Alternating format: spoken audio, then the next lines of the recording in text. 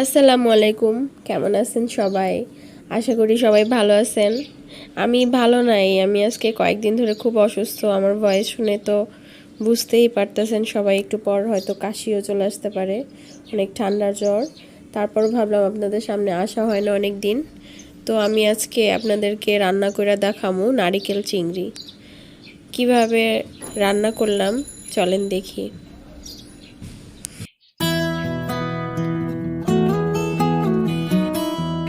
এখানে আমি একটা প্যানে তেল দিয়া লইছি। এনে তেলটা গরম হয়েছে পরে 3 পিস গলদা চিংড়ি সুন্দর করে পরিষ্কার কইরা আমি লবণ হলুদ মাখাই এটারে প্রথমে একটু হালকাভাবে ভাইজা লমু। এটা যদি একদম ফ্রেশ হয় তাহলে ভাজার দরকার নাই, এটা আমার ফ্রিজে ছিল তাই আমি একটু ভাইজা লইতেছি। আর খুব বেশি ভাজারও দরকার নাই, যেহেতু এটা আমরা আবার রান্না করবো। বেশি ভাজতে গেলে একদম শক্ত হয়ে যাবে, তখন আবার খাইতে ভালো লাগবে না। তা আমি একটু উল্টায় পাল্টায় সুন্দর করে এরকম লাল লাল করে ভাজা লইছি। বেশিক্ষণ না, 2-3 মিনিট লাগছে আমার এরকম করে ভাজা হইতে। আর এগুলো তো তেলে দিলে একটু পরে লাল হয়ে যায়। তো সেম তেলে আমি আবার আরেকটু তেল দিয়ে লইছি। আপনারা আপনাদের পছন্দ মতন তেল দিয়ে লইবেন, যে যেমন পছন্দ করেন। এখানে আমি 1.5 টেবিল চামচ পরিমাণ আদা বাটা করে পেঁয়াজ দিয়ে দিছি। আর 1 টেবিল চামচ পরিমাণ নারকেল বাটা দিছি। আর নারকেল বাটার যে পানিটা, বাটার সময় যে পানিটা ব্যবহার করছিলাম, সেখান থেকে আমি একটু পানি দিয়ে লইলাম প্রথমে, যেন মশলাগুলো আমার পুইরা না যায়। এখন হইলো বাকি মশলাগুলা দিমো। তো আপনারা, যেহেতু আমি নারকেল চিংড়ি রান্না করতেছি, যদি নারকেল না খাইতে চান সেক্ষেত্রে নারকেল দেওয়ার দরকার নেই, শুধু পেঁয়াজ দিয়ে ওইভাবে সেমভাবে রান্না করতে পারবেন। এখানে আমি 1/2 চা চামচ হলুদ আর স্বাদ মতো মরিচের গুঁড়া, স্বাদ মতো লবণ দিয়া লইছি। আমার যেহেতু মানে মাছটা কম, চিংড়ি মাছটা কম, এই কারণে মশলাটা এই পরিমাণ নিছি। আর মাছটা বেশি নিলে আপনারা মশলাটা বাড়ায় লইবেন। এখানে আমি প্রথমে মশলাটা একবার কষানোর পরে আবার আরেকবার পানি দিয়ে দিছি।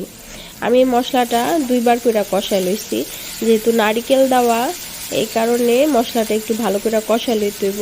আর যদি শুধু পেঁয়াজ দিয়ে আপনারা রান্না করেন তাহলে একদমই কষানোর দরকার নেই, প্রথমে একবার একটু কষায় নিয়ে তারপরে রান্না করে ফেলবেন। তো নারকেল দেওয়ার কারণে একটু কষাইতে হয়। তো আমার সেকেন্ডবার কষানো হয়ে গেল পরে আমি এখন এইটার মধ্যে চিংড়ি মাছটা দিয়ে ফেলবো। আর আমার চিংড়ি মাছগুলো যেহেতু একটু বড় বড় আর ভাজাও হয়েছে অল্প সময়, আর এটা মাথাটার উপরে যেহেতু খোলস আছে, তো দেখা গেল যে ভিতরে কাঁচা রয়ে গেল। এই কারণে আমি এখানে 1 বাটি পরিমাণ পানি দিয়ে দিচ্ছি। 1 কাপ পরিমাণ হইব। তো দেখছেন পানিটা দেওয়ার পরেও চিংড়ি মাছটা পুরাটা ডুবে নাই, মাছগুলো অনেক বড় বড় ছিল। তো আমি এখন ঢাইকে দিছি আর রান্নাটা করবো মিডিয়াম হিটে। ঢাইকে দেওয়ার 5 মিনিট পরে আমি আরেকবার এটার উল্টাই দিব, যেহেতু পানির মধ্যে পুরাটা মাছ আমার ডুবে নাই। তো আরেকবার উল্টায় দেওয়ার পরে আমি আবার ঢাইকা দিলাম। পুরাপুরি রান্না হইতে আমার 15 মিনিট মতো সময় লাগছে।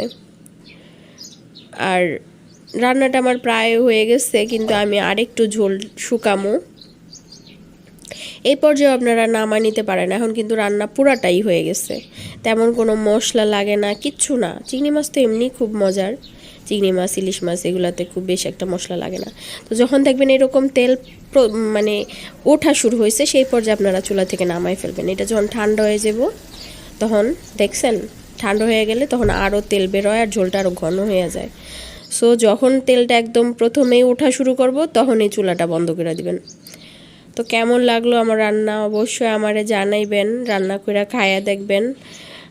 আশা করি আপনাদের কাছে ভালো লাগবে। সবাই আমার জন্য দোয়া করবেন, সবাই ভালো থাকবেন, সতর্ক থাকবেন। এখন সবারই খুব ঠান্ডা লাগতেছে।